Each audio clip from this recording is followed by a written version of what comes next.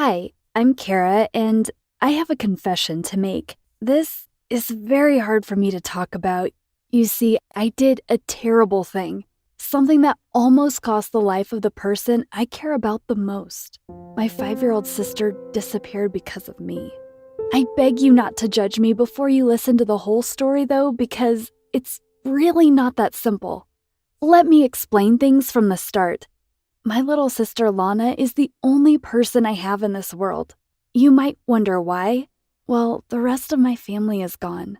We used to have the most amazing mother, but she passed away. Yeah, that's right. 5 years ago, we lost our mother after Lana was born. Her surgical delivery of Lana had a lot of complications because of a stupid medical error that put her in a coma, and 2 weeks later, death stole her from us. Ever since then, it was just the three of us, Lana, my father, and I. You'd think that after a mom's death, my dad would have taken it upon himself to take care of us. However, my dad is not that type of father. I don't know if I even considered him to be much of a father in the first place. He usually spent most of his time at work and expected mom to do the rest, such as cooking, cleaning, taking care of the kids. He believed that raising kids wasn't a man's job. So, after a tragedy, he had no clue how to raise us. But instead of actually making an effort to try, he married another woman who became our stepmother. Apparently, replacing mom with another woman after 2 years seemed like a great idea to him. My little sister, of course, didn't really get what was happening, so she stayed out of it. I, on the other hand, was having a hard time accepting the reality my father had forced upon us. Even though I tried my best to communicate with him, every conversation we had ended in a big fight. I honestly couldn't deal with him. He was a hopeless case. As for the woman he brought into our home, she was even worse than him. The woman was pure evil, just like the typical stepmom in the stories we grew up listening to. She acted like the nicest person in front of our dad. And when he was gone, she was a completely different person. She screamed at us, called us names, told us how worthless we were, and the list went on. I never took anything she said seriously because her opinion never mattered to me. However, I got really aggressive when she went for my little sister. My little sister was so innocent and gentle. She reminded me of my mother a lot. She had a pure heart, and every mean word affected her. Seeing her cry was the thing that hurt me the most in the world. That is why I defended my sister and tried my best to keep our stepmom away from her. But when I couldn't prevent it, I was there to make her feel better. What seemed to cheer her up the most were the stories I told her about her mother. Lana was always curious to know what mom was like. I tried my best to describe her, and I showed her old pictures and videos of our mother. She looked just like Lana. With time, these stories became Lana's favorite topic to talk about. It reminded her that no matter what happened, mom was watching over us. I also told her stories of how one day we would be okay, because we would run off together to the city and do whatever we wanted. I promised her that we'd run off to Disneyland together, and her big eyes sparkled like diamonds. I showed her Disneyland pictures and videos, and I asked her to close her eyes and imagine us there. Little things like these were the only tool I had to cheer up my sister. Seeing her fall asleep with a smile on her face meant the world to me. After I made sure she was asleep, I would hug her and cry silently all night, holding my breath so I wouldn't wake her up. In the mornings, I would always prepare her breakfast, make sure she ate, and walk her to school before I headed to mine. Even though my sister was only 5 years old, she was pretty smart. She kept a smile on her face because she knew that it upset me to see her sad. Deep down, I knew she wasn't happy. Lana deserved a much better life than this.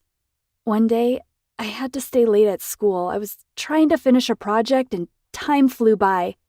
I hated arriving home late because I worried about Lana being alone with my wicked stepmother. And my concerns were legitimate because as soon as I opened the door, I could hear my stepmother yelling at my sister. I stormed into the kitchen and I saw Lana cleaning broken glass off the floor. What the heck? My stepmother noticed my presence, so she quickly began excusing this insanity. She declared, "Your dumb sister dropped her plate and she's cleaning up her mistake." "You monster!" I screamed. How could you ask a child to clean up broken glass? I wanted to kill her. I was fuming inside. I imagined myself dragging her by the hair and kicking her out of our house. I was so angry, I even forgot my little sister was there as I was screaming. And before I knew it, I had grabbed a couple of plates from the table and I smashed them on the floor and said, "No, you clean up after your mistake." I looked to my right and Lana was standing in the corner frightened. My eyes filled with tears when I saw how terrified she was. I would have died 1,000 times before scaring my sister like that. I don't know what had come over me. I grabbed her hand and took her upstairs to our room.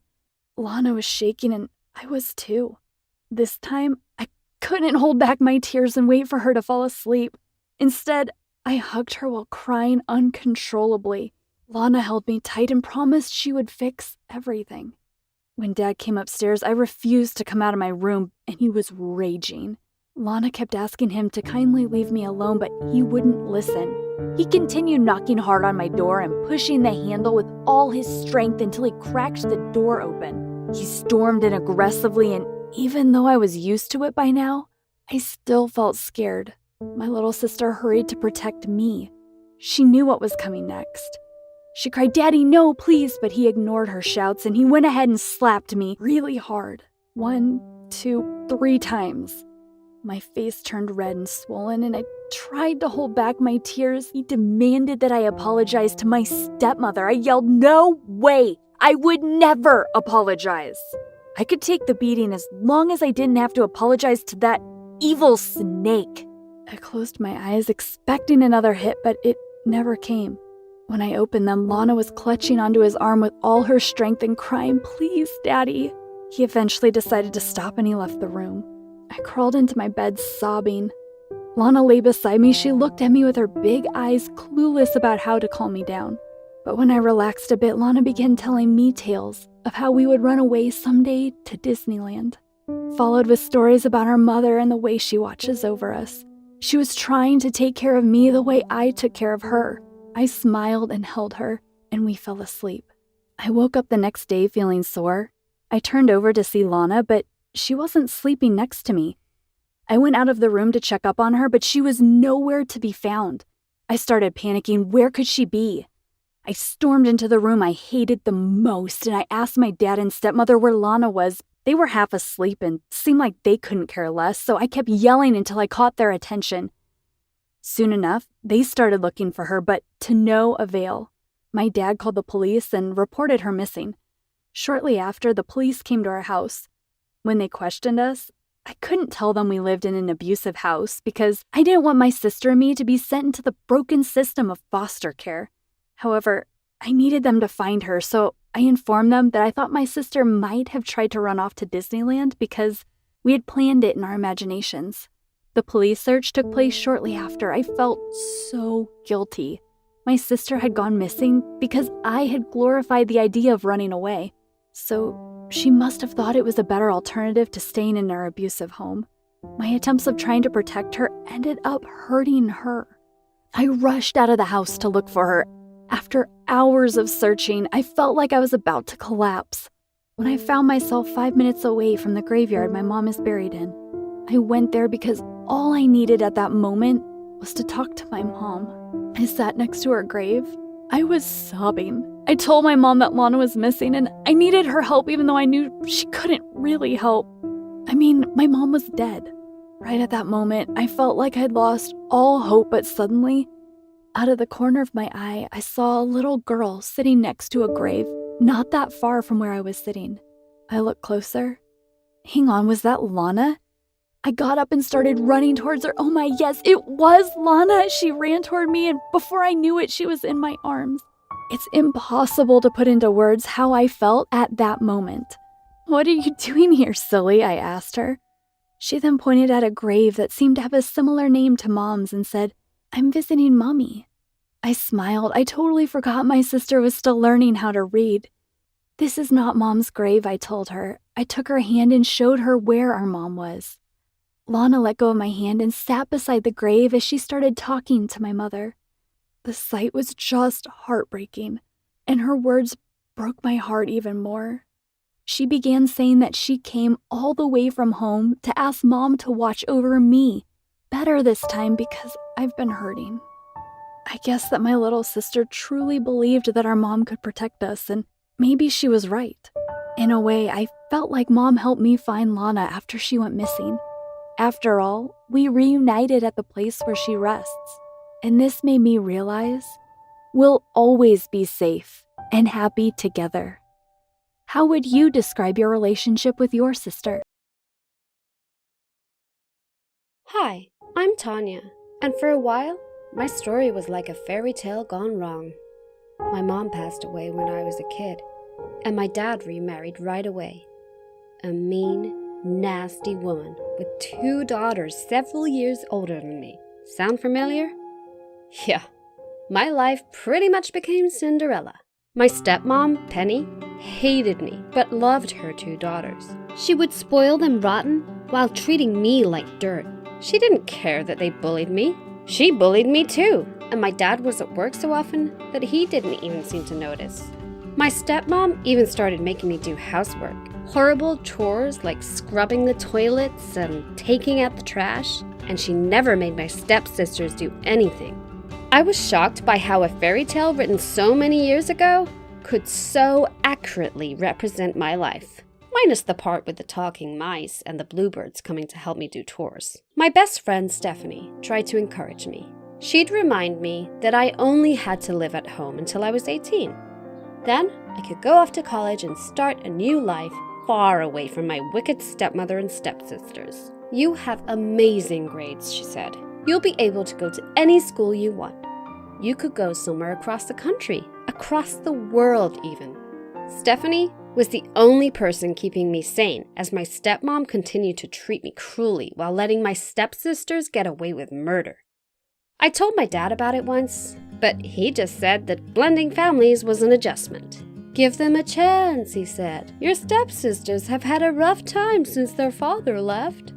I'm sure Penny's trying to make it up to them by indulging them. I hated that he took their side. If I was Cinderella, then where was my fairy godmother? Where was my Prince Charming? I knew the answer. That stuff only happened in fairy tales. In reality, nobody rescued you from your awful life. Especially not princes. When guys asked me out, I told them I was too busy for a relationship. In reality, I was scared. How could I expect to have a good relationship when my home life was this bad? As high school wore on, I continued to get perfect grades. I did some volunteer work, which got me away from my house and bulked up my resume. Once it came to start applying for colleges, I thought I had a good shot at getting a scholarship. When I sent in my applications, I was so nervous I was shaking. But I was also excited. Soon, I'd be able to escape. I was so excited. I made the mistake of telling my stepmom what schools I'd applied for. She was angry I'd picked schools so far away. I didn't realize I had a responsibility to my family and should stay close to home so I could continue to help around the house on weekends. She said if any of those schools accepted me, I had to turn them down. I told her I was almost 18 and would go to college where I wanted. She called me ungrateful and said it was a good thing my mom hadn't lived to see how spoiled her child was. I was horrified. I ran out of the house and went to Stephanie's to calm down. Stephanie had some friends over that night, and it actually made me feel better to socialize a little. I met a guy named Dave who was really nice. We talked all evening and had a ton in common. He had also applied to all the Ivy League schools, and Brown was his first choice, just like me. He offered to walk me home, but I was nervous. I couldn't let myself like this guy. A messed up person like me couldn't have a relationship. I made some excuse and went to say goodbye to Stephanie. She asked about Dave, but I said it wouldn't have worked out. She told me my stepmom had already ruined so much of my childhood. I shouldn't let her ruin this too. I realized she was right. I found Dave again and told him he could walk me home. We even kissed outside my house. I was so afraid to hope things would work out. But we started seeing each other more and more. I told him about my stepmom and stepsisters, but instead of thinking I was a freak, he was sympathetic. and even offered to come over and help me with my chores when my stepmom wasn't at home. The more I started to trust him, the more I realized that the best way to stand up to Penny was to have my own life. But could I really believe Dave would stick around? The day I got my acceptance letter to Brown was the happiest of my life. I'd received almost a full scholarship. I called Stephanie, and we both screamed with joy. I was finally getting out. But what about Dave?